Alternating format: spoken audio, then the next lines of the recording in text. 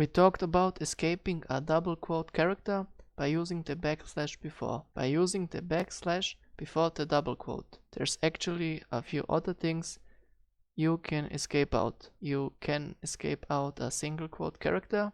You can escape out a backslash character. In fact, anytime you're gonna use a backslash, you're gonna have to put 2 backslashes, like here.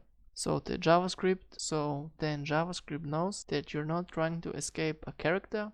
You can also add a new line. You can also add a new line character or a carriage return, a tab, backspace, or a form, all with doing a slash in the corresponding letter here. So let me show you an example. I'm going to put, first of all, let me declare here a new variable. I call it var example. Now I'm gonna say equals, and we're gonna make a multi-line string. So we're gonna have the first line. So we're gonna have, let's say, first one. And now I'm going to put a backslash in to add a new line. So I say here the end, I say backslash n, and then I'm going to put a tab.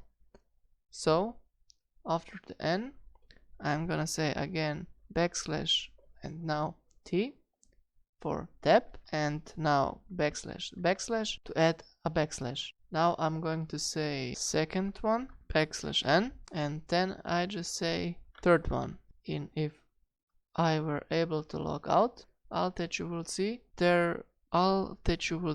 is 3 different lines, and you will see the tab, then the backslash character. So let's check this out. So we put first of all a semicolon in there, and now let's say console.log example, and if I now click on run, we see the quotation mark, then we see first one, we see the backslash here, and the second one because of T.